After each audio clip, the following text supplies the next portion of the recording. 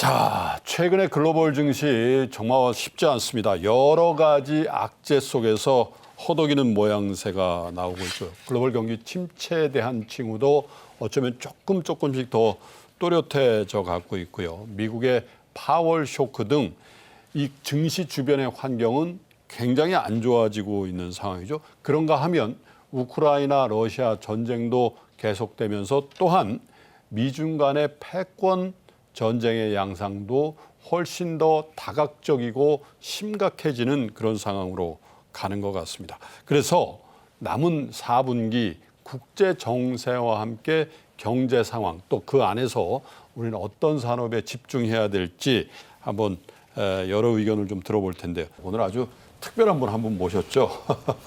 군사 전문가. 이분 뭐 그쪽 세계에선 원탑이시죠. 이게 사실 이 방위 산업이라든지 전쟁에 관련된 게 사실 한동안은 이 금융시장하고는 전혀 관계없이 우리가 여기고 그랬거든요. 네네. 근데 요즘 들어서 굉장히 많이. 그리고 이제 지금 전쟁 중이잖아요. 네. 너우 전쟁 중인데 푸틴이 뭐 3일 안에 끝낸다 그랬었어요. 원래 네. 예전에 뭐 6.25 때 그랬나요? 뭐 점심 어디서 먹고 저녁 어디서 먹고 그런 식으로 했는데 벌써 6개월이 훨씬 넘어가고 208일째라는 거예요. 그런데 전세가 그냥 엎치락뒤치락 한단 말이죠. 지금 어떤 상황입니까? 왜냐하면 이게 경제적으로도 굉장히 중요한 상황을 연출하고 있어서요. 네, 일단은 푸틴이 이 전쟁을 어떻게 바라보느냐가 굉장히 중요해요. 푸틴은 아직까지 우크라이나와의 전쟁을 전면전이라고 얘기 안 합니다. 특별 군사 작전이라고 얘기해요. 그렇기 때문에 이 특별 군사 작전의 의미는 뭐냐면은 러시아 국민들이 일상생활을 누리는 가운데 하는 작전이다. 네. 그래서 전면적인 무슨 징집을 안 하고 있어요. 그러니까 계속해서 모병만 하고 있거든요. 그런데 말씀하셨듯이 처음에는 뭐 일주일 안에 우크라이나를 굴복시키겠다 했는데 실패를 했죠. 그만큼 러시아군이 이번 전쟁을 하면서 전쟁 준비가 굉장히 형편없었습니다. 두 번째는 이제 무기 체계의 문제도 있는데요. 네. 이 무기 체계의 그러니까 사실 우크라이나나 러시아나 똑같은 지금 러시아 계통의 무기 체계였었어요. 그렇겠죠. 근데 그렇게 싸우다가 이제 서방이 지원을 하기 시작했죠. 네. 근데 그 서방이 지원한 그 무기가 그렇게 많지 않은데도 불구하고 네. 러시아군한테 굉장한 큰 타격을 줬습니다. 퀄리티의 차이가 확 난다는 네, 거죠. 그러니까 예를 들어서 이런 게 있습니다. 이제 요즘 이제 무기들도 다 안에 이제 마이크로칩이 들어가잖아요. 대부분 이제 서방제 마이크로칩이겠죠. 뭐 인텔이나 뭐 AMD 같은. 근데 러시아제는요, 러시아 자체에서 생산하는 그런 마이크로칩이 들어갑니다. 네. 이걸 많은 분들이 잘 모르실 텐데 왜 러시아가 그러냐 하면 그 정보의 유출 때문에 유출 문제 때문에 자국산 마이크로칩을 써요. 근데 그 수준이 좀 떨어집니다. 그러겠죠. 그래서 대부분의 러시아의 정밀 유도 무기가 굉장히 명중률이 낮습니다. CBS가 발표하기로는 심한 경우 20%도 안 된다. 명중률이.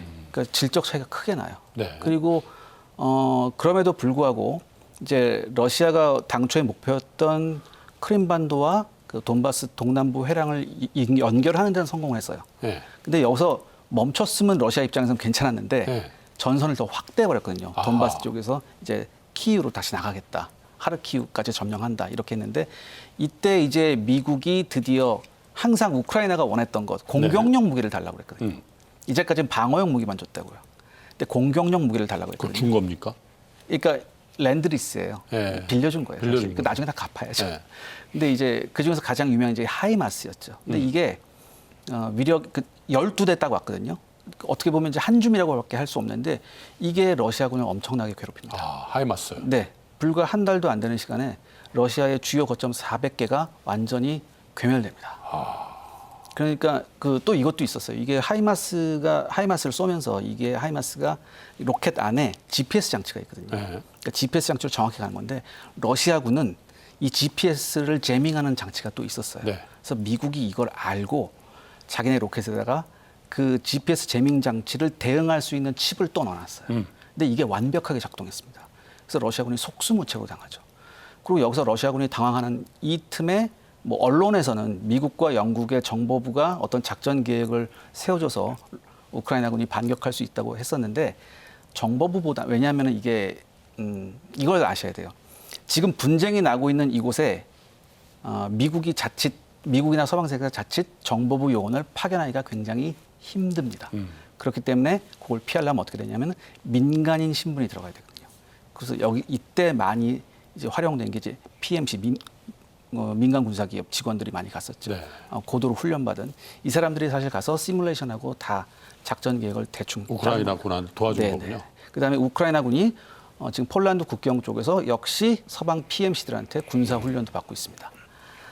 그러면서 이 반격 작전이 지금 성공을 했죠. 그래서 돈바스 동북부 같은 경우에는 주요 거점을 지금 러시아군이 죄다 내준 상태입니다. 아, 그래요? 네, 그다음에 지금 남부에서도 헤르손이 굉장히 좀 위험한 상태고요. 러시아군 입장에서는. 그렇기 때문에 일부 전문가들은 승패의 전환점이다. 이렇게 판단하는 사람들이 있습니다. 현재가. 네. 자, 그런데 뭐 사실 이 전쟁은 뭐 당사국들한테는 참 죄송한 얘기지만 네. 경제적인 측면에서 빨리 종결되는 게 우리한테는 좀 중요해 보이는데, 자, 전세를 뭐 어떻게 우리가 딱 명확하게 분간하기 좀 어려운데, 워낙에 이제 샤를님이 군사 전문가시니까 이 연내로 누가 이기든 누가 뭐 철수를 하든 간에 종전 내지 정전이 될, 휴전 협상이 될 가능성에 대해서는 샤를님 어느 정도 가능성을 두고 계신지요? 제가 이번 전쟁 개전은 맞췄는데 종전은 벌써 3번을 틀렸습니다. 벌써? 예. 뭔 이렇게 예측을 많이 하신 거예요? 예, 그래서 제가 좀 굉장히 조심스러운데요. 지금 현재 상황을 한번 말씀드리면요. 첫 번째, 러시아군은 지금 병력이 굉장히 부족합니다. 네. 푸틴이 명령을 내려서 13만 7천 명을 징집하라고 했는데 이것도 잘 여의치가 안 않고요. 돼요. 그다음에 현장 일선에 있는 지휘관들의 러시아군 지휘관들의 얘기에 의하면 네. 13만 7천의 문제가 아니라 우리는 지금 50만이 필요하다는 얘기를 하거든요. 50만? 네. 어휴. 지금 현재 전선을 버티기 위해서. 전설이 워낙 왜냐하면 광범위하게. 초전에 그나마 굉장히 훈련돼 있던 러시아군 사상자가 굉장히 많이 났어요. 지금 현재 러시아군은 전사자 약 2만으로 추산되고요. 네. 전체적인 전사상자가 8만인데 그중에서 상당수가 숙련된 병사였습니다. 그러니까 이건 러시아로서는 굉장히 치명적이죠. 네. 그렇기 때문에 러시아는 지금 이 겨울에, 혹독한 겨울에 우크라이나하고 싸우기를 원치 않습니다. 네. 반면 우크라이나는 지금 그 징집 가능 연령을 전부 다 출국 금지 시켜놓은 상태예요. 네. 그리고 지금 대부분의 싸울 수 있는 남자들이 계속해서 훈련을 받고 계속해서 병력이 충원되고 네. 있는 상태입니다. 러시아군은 좀 반대죠. 그렇기 때문에 러시아는 이 기회에 우크라이나는? 그렇기 때문에 우크라이나는 이 기회에 2014년에 잃어버렸던 영토도 탈환을 하려고 합니다. 그런데 우크라이나군 역시 혹독한 겨울에 러시아군하고 전투하기는 굉장히 부담스럽습니다. 그렇겠죠. 그렇기 때문에 제 생각엔 10월, 11월이 굉장한 분수령이 되지 않을까. 그리고 그 분수령의 전투 결과에 따라서 둘이 협상에 나설 가능성도 있다고 봅니다. 아니 이제 이 여의도에서는 이제 밀떡겸해서 이 방산주에 대한 가장 선구자적인 그런 입장이신데, 또 그쪽 업계 얘기 좀 들어봐야 되는데, 사실 K2 전차도 있고 K9 자주포도 있고 FA50도 있고, 이게 6해공 해군은 뭐 좀 그렇다 치더라도 굉장히 좀 어떻게 보면 다변화돼 있단 말이에요. 그래서 우리 샤를님이 시청자 여러분들께 이 무기 체계도 좀 설명해 주시고, 이런 잭팟 수주의 재밌는 비하인드 스토리도 좀 섞어주면 좋을 것 같습니다. 먼저 K2 전차부터 한번 얘기를 해보죠. 이 K2 전차는 지금 3.5세대 전차로 분류되는 세계 최고 수준의 전차입니다. 네. 그러니까 제가 개인적으로 생각하기엔 세계 탑티어 한 5손가락 안에 들어갑니다. 전차로? 예, 전차로 들어가는데 이게 아이러니하게 러시아 기술이 굉장히 많이 들어갔어요. 우리가 러시아 경협 착언하면서 봤던 기술을 토대로 해서 이 K2 전차가 나올 수 있었는데 보통 이제 그러니까 방산 시장에서 무기 시장에서 가장 좋은 마케팅은 뭐냐면 실전 기록이에요. 근데 K2 전차는 실전 기록이 없었거든요. 네. 그런데 이 K2 전차가 폴란드에서 실질적으로 독일제 레오파드 2A7 전차하고 경쟁을 하게 됐었어요. 근데 유럽 시장에서 사실 레오파드 전차면 거의 유럽 시장 절반을 차지할 만큼 그렇죠. 먹어주는 전차였거든요. 근데 여기에서 이겼단 말이죠. 그럼 그 문제는 뭐냐? 다시 말해서 첫 번째 방금 말씀하셨듯이 우리나라 군 규모가 굉장히 커요. 우리나라 군 규모가 굉장히 크고 우리나라 군대의 수준이 세계에서 굉장히 높습니다. 그렇죠. 우리는 뭐 우리나라 군 하면은 맨날 뭐 삽질만 하는 거 아니냐 이렇게 얘기를 하는데 그렇진 않아요.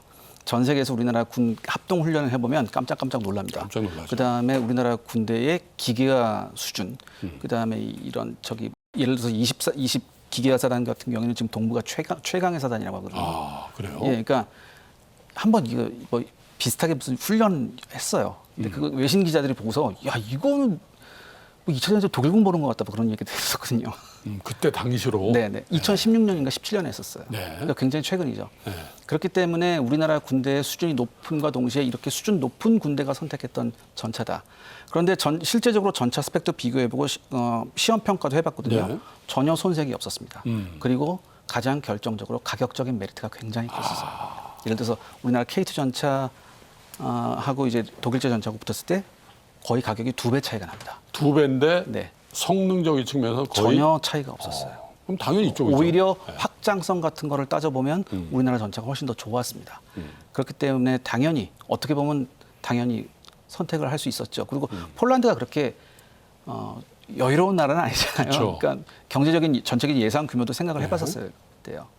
그다음에 이제 K9 전차는 이제 말이 필요 없는 지금 자주포 시장에서는 지금 1등입니다. 그렇죠. 탑티어고 뭐 네. 이집트, 호주, 그다음에 뭐 인도 등등등에서 지금 뭐 가는 족족 아주 굉장히 좋은 성능을 발휘하고 네. 있고 인도에서는 실전 경험도 있었고요. 그다음에 연평도 포격 사건 때 우리나라 해병대가 K9 자주포 가지고 반격을 했었거든요. 네. 그 결과를 놓고 서방 전문 관계자들이 굉장히 놀랐어요. 이렇게 정확하게 쏠 수 있냐. 그때 당시 솔직히 말하면 그때 당시 언론들은 혹평을 했었어요. 야 이거 왜 못 맞히냐. 근데 직사포가 아니고 곡사포거든요. 그러니까 게임만 생각하는 거예요, 사람들이. 야 게임에서 곡사포 쏘면 다 맞던데 시즈탱크 다 맞히잖아. 이렇게 얘기를 했었어요. 근데 실전을 아는 서방 측 관계자들이 보고선 이건 이렇게 정확히 쏠 수 없다. 그리고 그 결과도 네. K9 전차가 정확히 쐈기 때문에 지금 북한 방사포가 더 이상 2차 사격을 못하고 물러간 거였거든요. 이런 얘기는 안 해줘요, 다들. 근데 이게 굉장히 중요한 거거든요. 그런 얘기 왜 안 하는 거예요? 잘 모르겠습니다, 저는. 예. 근데 이제 이게 K9 전차가 또 개량을 했어요. 근데 K9 전차가 또 폴란드에서 뭐하고 붙었냐면 독일제 자주포하고 붙었습니다. 독일제 자주포는 가격이 3배입니다. 3배? 예. 근데 스펙상 보면 독일제 자주포가 조금 앞서는 걸로 나와요. 쉽게 말해서 1분의 발사 속도가 독일제 자주포는 12발입니다. 근데 K9 개량형은 9발이에요. 네. 그러니까 한 3발 정도 차이가 나잖아요. 근데 여기에는 좀 숨겨진 얘기가 있어요. 이게 테스트를 할 때 네. 독일에서 조금 약한 포탄을 썼어요. 네. 독일이. 그래서 약간 그러니까 약간 좀 연스탄 비슷한 걸 써가지고 12발이 나올 수 있었는데 우리는 테스트할 때 실적 연탄을 썼거든요. 그래서 9발 나왔단 말이죠. 그래서 이 얘기가 굉장히 업계에서 돌았어요, 사실. 저 우리 거하고 붙어도 사실 별 차이 없다. 근데 우리가 실전에서도 증명이 됐고 가격적인 메리트도 있고 수출 실적도 있었기 때문에 K9이 폴란드의 선택을 받는 건 굉장히 이거 역시 당연했고요. 그다음에 이제 FA50 항공기인데 저는 이 항공기 수출의 의미가 굉장히 크다고 굉장히 봐요. 크죠. 특히 이제 유럽에 팔았다. 그러니까요. 예, 예. 동유럽이지만 이번 러시아 우크라이나 전쟁을 통해서 이런 얘기가 있습니다. 이 전쟁이 끝난 이후에 과연 러시아제 무기가 팔릴까? 이런 얘기가 있어요. 혹시라도 러시아가 패전했다. 네. 이겨도 지금 네. 굉장히 지금 이거 꼴사 나온 거거든요. 그런데 그렇기 때문에 이제 이 폴란드 같은 경우에는 자국의 무기 체계를 전부 다 서방제로 바꾸려고 했었어요. 이미 폴란드는 미제 F-16을 쓰고 있습니다. 그래서 원래 미국한테 F-16을 더 달라고 했었어요. 근데 그 F-16을 제조하는 록히드 마틴이 지금 더 이상 F-16을 안 만듭니다. 업그레이드만 해주고 있고. 네. 왜냐하면 록히드 마틴은 지금 F-35 제조에만 올인하고 있거든요. 그렇다면 이 F-16, 근데 폴란드가 중장기 계획으로는 F-35 계획이 있는데 지금 당장 쓸 전투기가 없다는 얘기죠. 그렇죠. 그래서 찾아보는데 우리나라 FA50이 들어왔어요. 왜냐하면 이 FA50은 우리나라하고 미국의 록히드 마틴하고 합작해서 만든 전투기예요. 근데 이 조종 인터페이스나 이런 게 F-16하고 거의 유사합니다. 그렇기 때문에 이걸로 그러니까 F-16에 익숙한 폴란드 조종사들이 FA50에 금방 적응할 수 있고요. 그다음에 이 FA50에 적응했던 조종사들이 나중에 중장기로 들어오는 F-35도 금방 적응할 수 있습니다. 이런 여러 가지 메리트가 있었어요. 다만 이게 워낙 경량급 전투기였기 때문에 여러 가지 개량을 했었어야 됩니다. 그러니까 예를 들어서 뭐 중거리 공대공 미사일, 그다음에 에이사 레이더 등등, 그다음에 스탠드오프 미사일도 발사할 수 있는 여러 가지 능력이 필요했었거든요. 근데 이 능력 또한 우리가 업그레이드할 수 있는 능력이 우리나라에 그걸 이제 있었어요. 옵션으로 붙이면 되는 거죠. 네, 그렇죠. 물론 그 옵션 가격은 이제 폴란드가 부담을 해야 되는데, 근데 이게 가능했다는 얘기죠. 즉 제가 여기서 드리고 싶은 말씀이 뭐냐면은. 특히 전투기 같은 경우에는 우리가 보통 전투기 수입한다 그러면 하이엔드 전투기만 생각하거든요. 그렇죠. 뭐 러시아의 수호이 35 아니면 뭐 F-35나 뭐 F-22 이런 거 들어야 되지 않느냐. 그런데 모든 나라가 이렇게 하이엔드 전투기만을 원하는 나라가 있는 건 아니에요. 분명히 틈새 시장이 있거든요. 이번에 우리나라는 그 틈새 시장을 정말 기가 막히게 공략했다고 볼 수 있습니다. 하긴 뭐 휴대폰도 그렇잖아요. 애플폰을 쓰는 시장도 있고 갤럭시 쓰는 시장도 있고 또 중저가 모델 쓰는데 그러다가 어떤 브랜드가 확 가격 대비 성능이 뭐 괜찮은데 그럼 쫙 이머징하고 그러잖아요. 근데 이 군사 전문가의 입장에서 샤를님 보실 때 이게 진짜 엄정하게 말씀해 줘요. 투자하고 관련돼 있어서. 예? 그래서 그냥 이 덕후들 밀떡이란 말 해도 되나? 어쨌든 그런 부분 말고 진짜 냉정하게 보셨을 때 이 K방산의 기술력과 경쟁력 진짜 이제 신뢰해도 되는 겁니까? 지상무기 쪽에선 제가 판단했을 때 탑티어입니다. 탑티어. 지상무기 쪽에선 꿀릴 게 전혀 없습니다. 그다음에 항공무기 쪽에서도 지금 괄목할 만한 성장이 뭐냐면 특히 항공무기 같은 경우는 현대전에서 거의 소프트웨어가 차지하는 부분이 90%가 넘어요. 네. 예전에 팬텀기 같은 경우에는 하드웨어가 차지하는 부분이 65%였습니다. 근데 지금 이제 F-35 스텔스 전투기는요, 소프트웨어로 거의 95%가 구현이 되거든요. 네. 소프트웨어 이 기술력이 굉장히 중요해요. 근데 지난 한 30년간 우리가 이 소프트웨어 기술력을 발전시키기 위해서 ADD랄지 이런 데서 굉장히 많은 노력을 했고 네. 지금 그 결실이 나오고 있습니다. 소프트웨어 기술력을 보면 아직은 이제 원래 이 방산 시장, 특히 항공기 시장은 영원한 레드오션이거든요. 그러니까 미국, 러시아, 프랑스 거의 세 나라가 잡고 있는데 미국이 록히드 마틴이고 네. 브랜드로는 F 보잉도 있고. 예. 보잉으로 있는데 러시아는 수호이. 수호이, 예. 그다음에 프랑스는 미그. 라팔 네. 이렇게 가는 거죠. 네, 뭐 다소사 이렇게 프랑스 다소사 이렇게 있는데 그럼에도 불구하고 우리나라 소프트 수준이 굉장히 많이 높아졌어요. 그리고 지금도 높아지고 있습니다. 그렇기 때문에 제가 생각하기에 이런 지상 장비뿐만 아니라 그다음에 항공 장비, 그다음에 더 나아가선 네. 해상 장비까지도 지금 사실 잘 몰라서 그렇지 필리핀하고 뭐 이런 동남아국가에 우리나라 그 초계함 많이 팔았어요. 네. 그리고 반응도 굉장히 좋거든요. 특히 이제 중국하고 남중국해의 분쟁을 겪고 있는 몇몇 나라들이 지금 한국산 호위함, 한국산 전투함을 굉장히 눈여겨보고 있습니다. 그렇기 때문에 저는 이 전방위적으로 육해공군 할 것 없이 그렇군요. 우리나라 K 무기들이 전 세계에서 그 틈새 시장에서 굉장히 빛을 발할 가능성이 크다. 저는 그렇게 보고 있습니다. 하기야 배 만드는 나라 사실 뭐 중국하고 한국, 일본 조금 있는데 네. 그렇잖아요. 중국하고 지금 갈등인데 중국 배를 쓸 수는 없죠. 네. 그런 정부는 없을 가능성이 있으니까. 그다음에 또 하나 말씀드릴 게 이게 저희가 많은 부분을 독자 개발도 했지만 이제 저희가 절충으로 들어온 그 기술들이 많거든요. 근데 항공기 쪽은 대부분 서방하고 많이 절충을 했었어요. 그렇겠죠. 그렇기 때문에 특히 이제 미국제 장비하고 호환되는 게 굉장히 많아요. 네. 이게 중요한 게 뭐냐면 무기를 달 때 미국제 무기를 달아야 되거든요. 근데 이게 인티그레이션이 다른 나라 예를 들어서 뭐 동구권 쪽하고는 잘 인티그레이션이 안 돼요. 조인트 볼트 너트 안 맞는다. 그러니까 뭐 소프트웨어 통합도 그렇고 여러 가지 문제가 있거든요. 근데 그런 방면에서 굉장히 유리하다 이렇게 말씀드릴 수 있습니다. 야, 근데 샤를님 얘기 들으니까 뭐가 차오르네요. 왜냐면 우리가 6.25 전쟁이 끝난 지가 벌써 70년 이상 됐잖아요. 70년 됐는데 야, 사실 개전 초에 그 땅크, 네. 예? 생전 보도 못한 땅크가 막 밀고 들어와가지고 그냥 완전히 그렇잖아요.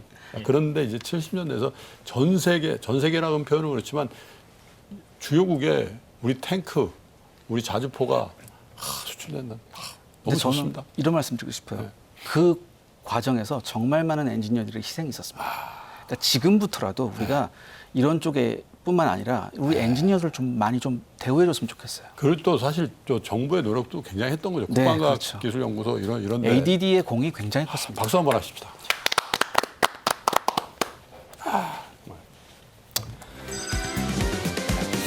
폴란드의 이제 뭐 대규모 수주가 이제 이어지고 있는데 사실 폴란드란 나라가 사실은 독일로부터 왼쪽에서는 독일로부터 또 동북쪽에서는 러시아로부터 항상 뭐라 그럽니까? 계속 그죠? 그래서 국경이 이 폴란드라는 나라가 굉장히 많이 바뀐 그 추억이 있고 또 폴란드가 딱 러시아에서 입장에서 그냥 거의 평원 그런 거죠. 네. 그래서 앞으로도 이쪽에 무기 체계는 계속해서 좀 더 수입이 돼야 된다 이런 평가가 나오더군요. 네, 사실 폴란드하고 러시아의 역사는 그 15세기 정도를 나눌 수 있어요. 그 전에는 그래도 폴란드가 좀 이렇게 러시아를 좀 두드려 팼는데 네. 그 이후에 이제 오스만 투르크가 오면서 여러 가지 복잡한 과정에 의해서 그때부터 러시아가 폴란드를 네. 두드려 패기 시작해요. 그러면서 폴란드는 내내 얻어맞거든요. 그러니까요. 내내 얻어맞고 네. 결정적으로 2차 대전 때 너무나 뼈아픈 손실이 있었죠. 카틴숲 대학살이라고.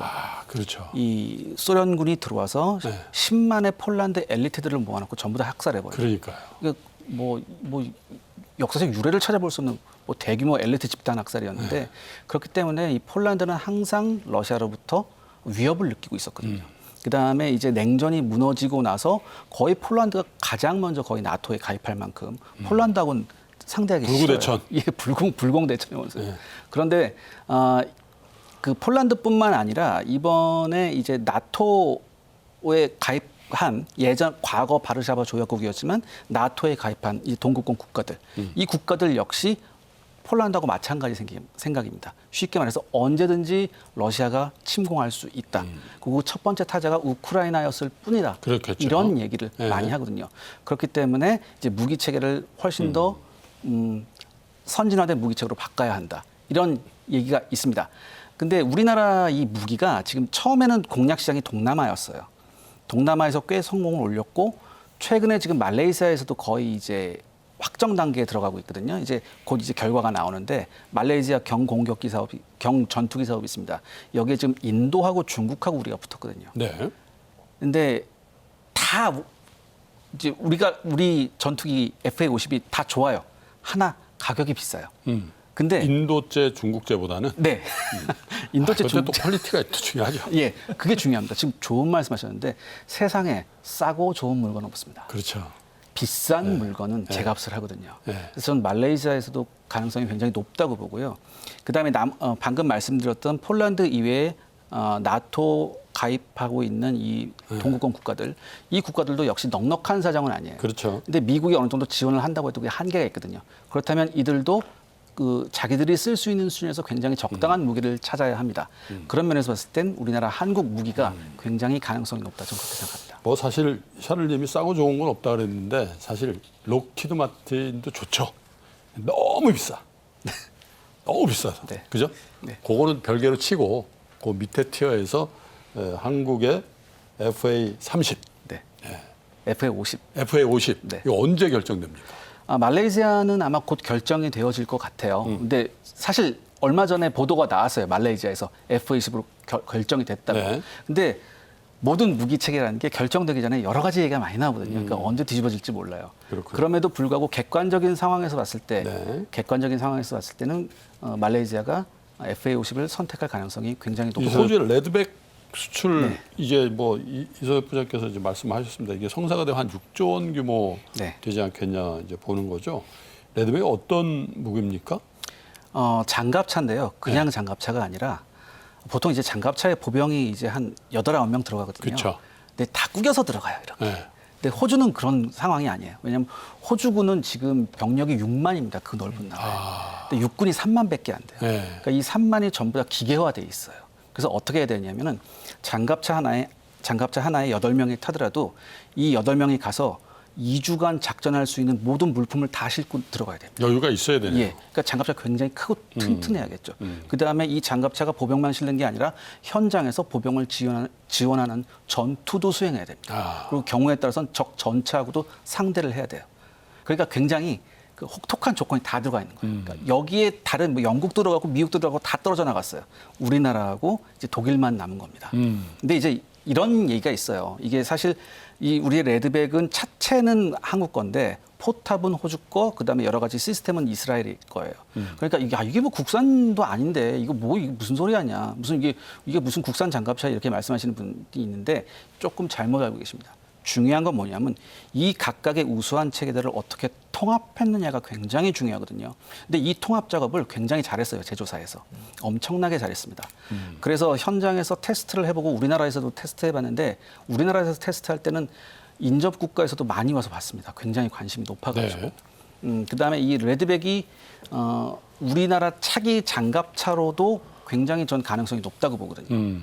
그렇기 때문에 저도 이제 뭐 빠르면 9월 말, 늦어도 12월까지는 이제 결정이 날 것 같은데요. 들리는 얘기에 의하면 51대 49로 조금 우리가 좀 앞서고 있다 그런 얘기가 들립니다. 그래도 간발의 차네요. 네. 근데 어쨌든 이게 다 장갑차 뭐 또 이 탱크 이런데 포병도 들어가지만 이게 기갑이잖아요, 기갑. 네. 우리 저 동기생들 보면은 기갑 병과가 군계 제일 센 데 중에 하나죠. 네? 특전 동기회와 쌍벽을 이룰 만큼 기갑 동기회들이 있던데. 근데 천궁2는 어떤 무기입니까? 이것도 수출 가능성이 있어요? 천궁2는 지대공 미사일이에요. 그러니까 쉽게 말해서 패트리어트 미사일의 한국판이라고 보면 돼요. 근데 아이러니한 게 이것도 기초 기술은 러시아 기술입니다. 그러니까 러시아 S-300하고 400이 좀 이제 기술이 좀 들어왔는데 네. 우리가 사실 탄도미사일 요격 능력이 조금 부족해요. 근데 우리가 항상 북한의 탄도미사일 위협에 시달리고 있잖아요. 그렇기 때문에 우리가 지금은 뭐 사드도 있고 패트리어트도 쓰고 있는데 앞으로는 우리가 이제 우리 손으로 개발한 이런 그 탄도미사일 요격 시스템으로 우리나라를 방어할 수 있게 됩니다. 사실 외국제 이 미사일을 쓰게 되면 외국제 이게 탄도미사일 요격 미사일을 쓰게 되면 약간 제약이 좀 많아요.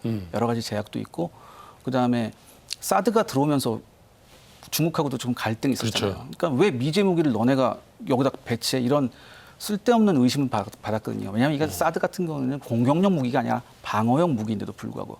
근데 우리 손으로 미사일을 만들었다. 그럼 그런 트집을 잡을 이유가 전혀 없거든요. 그렇죠. 네. 네. 그래서 앞으로도 이 천궁2 같은 경우가 지상 발사뿐만 아니라 해상 발사 등 여러 가지 플랫폼에서 사용될 수 있는 날이 올 요즘 겁니다. 사실 이제 샤를님 우리가 많이 치고 간 건 사실인데 그래도 미국, 러시아, 프랑스와는 여러 분야에서 방산이라는 측면에서 아직 격차가 있다. 네. 그럼 앞으로 어떻게 해야 되냐? 정책 재원도 좀 부탁드리죠. 예, 제가 무엇보다도 제가 아까 말씀드렸듯이 이 소프트웨어 쪽에 대한 투자를 굉장히 많이 해야 될 것 네. 같습니다. 예를 들어서 우리가 이제 굉장히 많이 쫓아왔어요. 쫓아왔는데 이제 각 국가별 소프트웨어 쪽의 R&D 규모를 보면 우리나라가 좀 많이 처져요. 그래요. 그다음에 그 관계자 얘기를 들어보면 최근에 중국이 이 소프트웨어 쪽 R&D에 엄청난 투자를 합니다. 그렇기 때문에 이제 중국에서 최근에 이 소프트웨어에서 관련된 논문을 보면 우리나라 관계자들이 봤을 때 숨이 턱턱 막힐 정도예요. 그래요. 굉장히 빨리 쫓아오고 있다고 하거든요. 그러니까 우리가 이런 소프트웨어 분야에 R&D뿐만 아니라 관련 인력들, 이 인력들을 어떻게 양성하고 이 인력들을 어떻게 유지하고 뺏기지 않느냐 이런 것도 굉장히 중요한 문제 같거든요. 저는 미래 전장에서 결정적인 역할을 할 게 이 소프트웨어 분야라고 생각하기 때문에 이쪽에 좀 집중적인 육성이 필요하다고 생각합니다. 사실 뭐 여러 가지 여건 우리가 좋은 것 같긴 해요. 기계업, 철강에 반도체를 비롯한 IT에 그리고 어쨌든 실전 같은 훈련을 많이 하고 있는 정예 군이 있다라는 것도 그러나 어쨌든 소프트웨어 측면에서 R&D가 처지면 안 되겠죠. 네. 예. 자, 방산 얘기 요 정도 해보고요. 자, 투자자는 아니고 또 투자의 조언을 주실 입장은 아니시지만 예, 제가 그래도 이제- 카카오를 물린 사람 입장에서 제가 도움드릴 입장은 아니죠. 그래도 왜 또 경제전쟁 꿈에도 나오시고 또 저하고도 한번 만나셨잖아요. 예, 그러니까 예. 우리 투자자 여러분께 K 방산에 관련돼서 조언 주실 게 있으면 주시죠. 네, 이 사실 그 방산이 잘 나간다는 건 어디선가 분쟁이 난다는 얘기예요. 그렇죠. 그러니까 이건 현실적으로는 굉장히 안타까운 일인데 그럼에도 불구하고 현실은 현실입니다. 아까 부장님께서 말씀하셨듯이 지금 우리가 러시아 우크라이나 전쟁을 통해서 우리가 어떤 기회를 봤거든요. 그리고 거기서 어느 정도 성과가 나고 있습니다. 그러니까 우리는 앞으로 이런 그 기조를 조금 더 유지할 필요가 있습니다. 그러니까 좀 더 과감한 투자, 여기에 대한 어떤 그 국가적 지원 이런 것도 필요한데 그렇죠. 만약에 이런 게 된다면 예. 저는 미래 먹거리에서 우리 방산 산업이 반도체 못지않은 효자가 되지 않을까 저는 그렇게 생각합니다. 네. 샤를님의 그 말씀이 오록이 되기를 기대해 보겠습니다.